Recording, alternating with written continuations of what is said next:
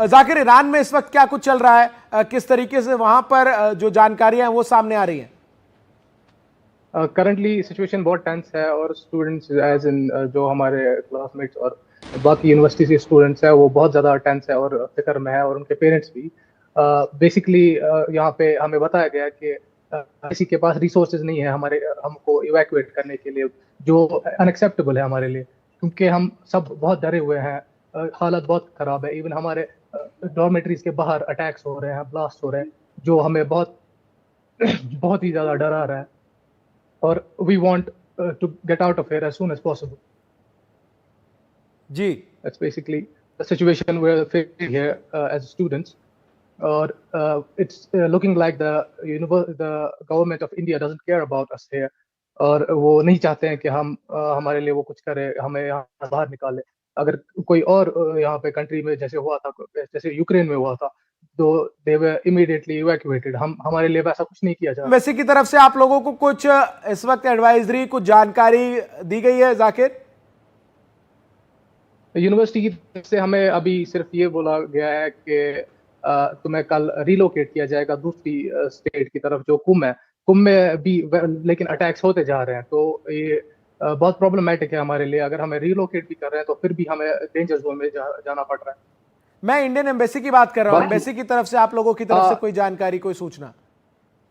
MSc की तरफ से कुछ खास ये नहीं बोला गया है, बस यही कि in contact with the universities, और यूनिवर्सिटीज ने ये बताया कि हमें ज़्यादा से ज़्यादा रिलोकेट किया जाएगा।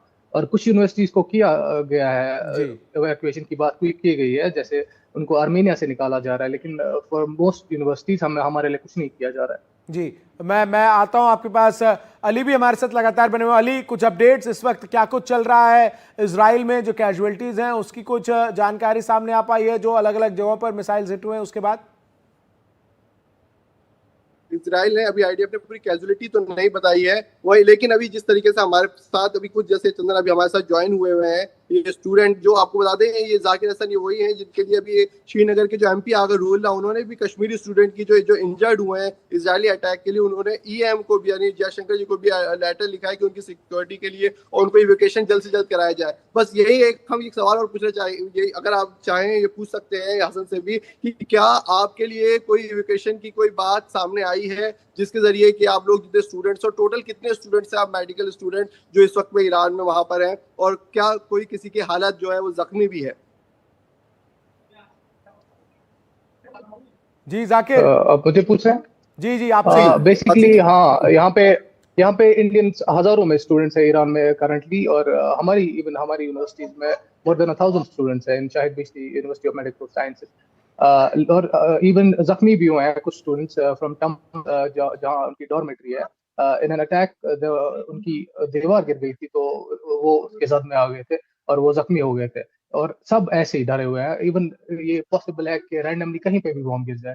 इवन हमारी डॉर्मेट्री या जैसे कि कल हुआ, हमारी जो डॉर्मेट्री है यूनिवर्सिटी की, उनके बाहर ब्लास्ट हुआ और बिल्डिंग वहां पे फट गई, और इवन उनके सारे शीशे टूट गए थे। तो सब बहुत ज्यादा इस टाइम पे डरे हुए हैं, और सब चाहते हैं कि इस टाइम पे हमें यहाँ से बचाया जाए, इवैक्यूएट किया जाए। मैं लेकिन जाकिर आपसे एक चीज और समझना चाहूंगा।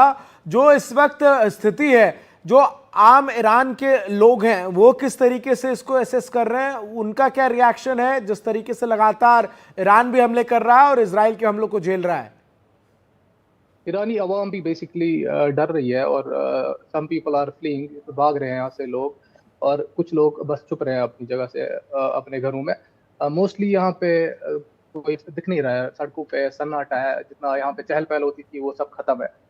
यहाँ पे बहुत हर जगह जहाँ वो शांति सी छाई हुई होती है, जिससे इंसान को और ज्यादा डर लगता है कि मैं कहाँ निकला हूँ बाहर इस टाइम पे।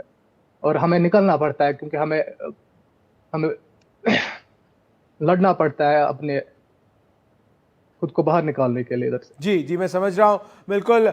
मैं कमर आगा सर, आपका एक चीज और करते हुए सवाल है आपसे कि जो इस वक्त स्थिति है, देश में कई नेताओं ने भी इसकी मांग उठाई है कि जो ईरान में इस वक्त स्टूडेंट्स हैं, जैसे कि जाकिर हमारे साथ जुड़े वो बता रहे हैं, जल्दी जो एक इवैक्यूएशन प्लान के साथ मुझे लगता है कि हमारी फॉरेन मिनिस्ट्री भी आएगी और तमाम जो स्टूडेंट्स हैं उनको वहां से हटाना पड़ेगा, क्योंकि अब जो स्थिति है वो लगातार एस्केलेट होती हुई नजर आ रही है। आप जवाब दें उससे पहले एक बड़ी खबर आ रही है, इजराइल के मिलिट्री दफ्तर के पास हमले की जानकारी जो है वो सामने आ रही है और ईरान के हमले में 7 लोग घायल हुए हैं।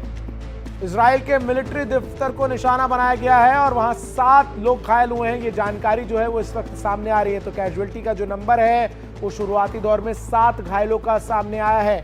और जैसा कि ईरान की तरफ से इंटेंशन था कि जो मिलिट्री स्टैब्लिशमेंट्स हैं, जो नेताओं के रेजिडेंशियल इलाके हैं और जहां पर साइंटिस्ट रहते हैं, उनको निशाना बनाया जाए। कमर आगा सर, कुछ वैसा ही होता हुआ नजर भी आ रहा है। हाँ, इनकी कोशिश तो है, इनकी जो इंफॉर्मेशन इंटेलिजेंस इनके पास है उसके हिसाब से इन्हीं ने अटैक उन जगहों पे किया है। अब ये देखना है कि क्या सचमुच वहाँ पे कोई साइंटिस्ट था या नहीं था। मेरा ख्याल है अगर वहाँ रहते भी होंगे तो उनको उन लोगों ने हटा दिया गया होगा, पहले ही किसी दूसरी सेफ जगह पे पहुँचा दिया गया होगा। मुश्किल होगा माने उन लोगों को टारगेट करना। दूसरी बात ये भी है कि अगर कितनी इंफॉर्मेशन ईरान के पास थी ये अभी पता नहीं है, सॉलिड इंफॉर्मेशन। ईरान को ऐसा लगता है कि कभी कभी दिक्कत होती है इंफॉर्मेशन गैदरिंग के लिए, लेकिन इजराइल को आसानी से ईरान की इंफॉर्मेशन उनके पास काफ़ी है, इकट्ठा है। बहुत समय से हम देख रहे हैं, बहुत से साइंटिस्टों को लगातार टाइम टू टाइम वो अटैक करते रहे हैं, मारते रहे हैं। टॉप जनरल्स को भी उन्हीं ने अभी टारगेट किया है। लेकिन यह है कि ईरान अपनी स्ट्रेंथ को दिखा रहा है, बता रहा है कि भाई देखिए हम दूसरे देश नहीं हैं कि जहाँ पे आपकी। दूसरी ईरान की कोशिश ये है कि बताने की कि इजराइल जो को कि वो मिलिट्री के माइट से अपनी ऑब्जेक्टिव को पूरा नहीं कर सकता। और दूसरी बात ये कि वो इनकी पूरी कोशिश ये है कि ईरान को कि इजराइल को मिडल ईस्ट के अंदर बिल्कुल इररिलेवेंट बना दो, यानी उसको इतना दबा दो, इतना पुश कर दो कि वो कोई भी अमेरिकन या यूरोपियन हित हैं उनको आगे नहीं बढ़ा पाए, और ताकि यूरोप और अमेरिका की जो फॉरेन पॉलिसी उसमें इजराइल की पोजीशन घट जाए। ये एक उनका अटेम्प्ट है। कहाँ तक कामयाबी मिलेगी ये तो पता नहीं है, मगर वो काफ़ी समय से इसके लिए कर रहे हैं। गाज़ा युद्ध है कि वो चलता रहे, ख़त्म ना होने पाए और वहाँ पे उनको कामयाबी ना मिले। लेबनान और सीरिया में मिल गई है, लेकिन ये कि वहाँ पे उनको ऐसा लगता है कि जल्दी ही वहाँ पे अपोजिशन खड़ा हो जाएगा और वो भी काफ़ी पावरफुल होगा, तो ये भी शॉर्ट लिव्ड उनका पीरियड होगा। इस तरीके की उनकी कोशिश है। और दूसरी बात ये कि ईरान ने ये भी डिमॉन्स्ट्रेट कर दिया कि उसके पास वेपन सिस्टम है जो उसने खुद स्वयं बनाए हैं और उनके पास टेक्नोलॉजी है। और वो ये कहते हैं कि ठीक है, अगर आप डिस्ट्रॉय भी करते हैं तो नॉलेज को तो आप डिस्ट्रॉय नहीं कर सकते, हमारे पास नॉलेज है, हम फिर बना लेंगे। जैसे सद्दाम हुसैन के पीरियड में हुआ था, 8 साल युद्ध चला, ईरान पूरी तरीके से उन्हीं ने ध्वस्त कर दिया था सारा। मैं एक बड़ी खबर आ रही है कमर आगा सर, जरा दर्शकों को बता दे, फिर आपके पास में आ रहा हूं। इस वक्त बड़ी जानकारी दे दे दर्शकों को। ईरान के एयर डिफेंस पर इजराइल का हमला, ये बड़ी जानकारी। Surface to air missile launcher तबाह कर दिया गया है। रडार मिसाइल प्रोडक्शन साइट को भी तबाह करने का दावा जो है वो किया गया है इजराइल की तरफ से। तो ईरान के एयर डिफेंस सिस्टम पर हमला जो है वो किया गया है और ये तस्वीरें भी बाकायदा इसकी जारी की गई हैं, किस तरीके से जो एयर डिफेंस सिस्टम है उसको निशाना बनाया गया है। साथ ही आपको बता दें कि जो surface to air missile fire जहां से किया जाता है उसको भी निशाना बनाया गया है। तो अब उन तमाम जगहों को भी इजराइल टारगेट कर रहा है जहां से शाम होने के बाद ईरान जो है वो हमले करता है और उन सभी जगहों को भी हिट कर रहा है इजराइल। तो ये बड़ी जानकारी इस वक्त आपको दे रहे हैं। Surface to air missile launcher को तबाह किया गया है। जाकिर साहब हमारे साथ जुड़े हुए। जाकिर साहब, आपसे मैं जानना चाह रहा हूँ, अब निश्चित तौर पर जो इस वक्त हमें स्थिति नजर आ रही है वो ये है कि इजराइल अब बाय डिफॉल्ट उन जगहों को हिट कर रहा है जहां से बीते 2 दिनों से लगातार उस पर हमला हो रहा है। हम लोग ऑब्वियसली वो अटैक करेंगे जी, ऑब्वियसली वो डिस्कस करेंगे, वो करेंगे अटैक उस पे जहां से उनको अटैक हो रहा है। तो it puts us at risk, तो बाकी जनरल आवाम को रिस्क हो रहा है। कल तजरीश स्क्वायर में आज तजरी स्क्वायर में अटैक हुआ, वहाँ पे कार बॉम्बिंग हुई। इवन मोसाद के एजेंट्स यहाँ पे घुसे हैं जो लोकल ठीक है, लोकल्स को मैं टारगेट आ रहा कर हूं रहे हैं आपके और वहाँ पास। पे अटैक कर रहे हैं। मैं जाकिर हुसैन साहब आपसे ये जानना चाह रहा था, ये जो इस वक्त स्थिति है इसको किस तरीके से हम देखें, क्योंकि अब इजराइल के लिए ये बड़ा टारगेट यही है कि हम पर जहां से हमले हो रहे हैं हम कम से कम उन जगहों को टारगेटेड स्ट्राइक्स में हिट करें। देखिए, ये इजराइल ने शुरू किया है वार, ईरान उस जगहों पे हमला कर रहा है जहां इजराइल ने किया है। अब इजराइल आगे फिर करेगा तो ईरान भी उसका जवाब देगा, और ये वार तब तक जो है एस्केलेशन जो है, टिट फॉर टैट जो है, ये चलता रहेगा जब तक कि अमेरिका या बड़ी पावर जो है इंटरवेन नहीं करेंगी। और ट्रंप ने अभी कहा है कि उन्होंने नेतन्याहू से भी बात की है कि इस पे कोई बात करनी चाहिए। हैफा पोर्ट पे हम ये बताना चाहते हैं कि हमारे अडानी का बड़ा इन्वेस्टमेंट है उसमें, उसका भी बड़ा नुकसान हुआ है जो कि हमारे लिए चिंता का विषय है। तो हम ये नहीं देख रहे हैं कि जिस तरीके से ईरान प्रॉम्प्टली अटैक कर रहा है, इसने इजराइल को सरप्राइज में डाला है। शायद पूरी दुनिया ये नहीं सोच रही थी कि ईरान इस तरीके से रिटेलिएट करेगा। तो ये वार जो है, अगर कोई बड़ी ताकत इसमें इन्वॉल्व होकर इसको नहीं रोकती है, मेडिएशन नहीं करती है और इसको रोक नहीं लगाती है, तो मेरे ख्याल से ये दोनों कंट्रीज जो है एक दूसरे के ऊपर अटैक करते रहेंगे। और खासकर जो है इजराइल चाहेगा कि अमेरिका फिर से इसकी आर्म सप्लाई करे। और अभी जो दोपहर में न्यूज़ आई थी, यूनाइटेड किंगडम इंग्लैंड ने कहा कि उसका एक जहाज इजराइल की तरफ जा रहा है, और उसमें क्या है ये नहीं बताया गया। लेकिन साथ ही साथ जो है अपनी जो है प्रेस कॉन्फ्रेंस में ईरान के जो फॉरेन मिनिस्टर हैं उन्होंने कहा कि हम दोनों चीज़ के लिए तैयार हैं, हम इजराइल के रिटेलिएशन को रोकेंगे नहीं, हम भी रिटेलिएट करेंगे।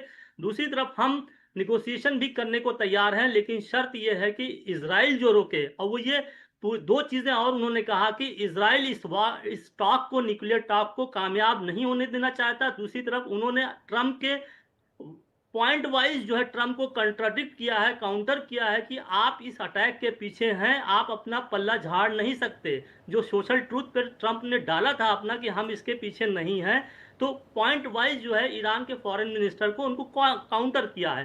तो मसला यह है कि दोनों तरफ जो है एक सस्पिशन ये बना हुआ था कि ईरान शायद उस लेवल पर न जाए, लेकिन ईरान कहाँ तक जाएगा? ईरान की जो रिजीम है वो सोच रही है हम ये मिसाइल रख के या अपना इमेज रख के क्या करेंगे जब हम ख़त्म हो जाएंगे। और ये भी मैं फिर बाद में कह रहा हूँ कि इजराइल जो अटैक कर रहा है वो कभी भी जो है ईरान के न्यूक्लियर इंफ्रास्ट्रक्चर को डिस्ट्रॉय नहीं कर सकता, क्योंकि ये 800 मीटर के नीचे है, जिसको बंकर बस्टर बी बॉम्बर जो अमेरिका ने डिगो गार्सिया पे रखा है, अगर उसका अटैक होता है तब जाके कहीं नुकसान होगा। दूसरी तरफ अगर रिजीम चेंज करना चाहते हैं तो ये भी पॉसिबल नहीं है, क्योंकि ये हम जानते हैं कि ईरान इजराइल का 80% है, 80 गुना है, इजराइल सिर्फ 20 गुना है। और ईरान के पास 7-6 लाख जो है फौज है ग्राउंड पर। तो और वो फोर्सेस जो है लगातार जो है 30 साल से लड़ती भिड़ती रही हैं, वो कोई जो है बैठी नहीं है कि सिर्फ जो है वर्दी पहन के बैठी हैं। एक बहुत बड़ी घमासान लड़ाई होगी। और अमेरिका का थिंक टैंक ने ये कहा है कि अगर रिजीम चेंज के लिए अमेरिका फौज उतारता है तो उसको 2 लाख फौज लगभग 5 साल तक वहां स्टे करने पड़ेगा। दूसरी दो बातें यहाँ पे आती है, क्या 5 साल के लिए अमेरिका फिर यहाँ पे आना चाहता है? नंबर 2, क्या अमेरिका के पास इतनी फोर्सेस हैं कि वो ग्राउंड पे आके लड़ाई कर सकते हैं? दोनों मामलों में अमेरिका इस पोजीशन में नहीं है, क्योंकि ट्रंप का जो मेक अमेरिका ग्रेट अगेन का प्रोग्राम है बिल्कुल खत्म हो जाएगा। अमेरिका की अर्थव्यवस्था जो है 37 खरब की कर्जदार है, क्या उसमें 10 ट्रिलियन का और बढ़ाएगा?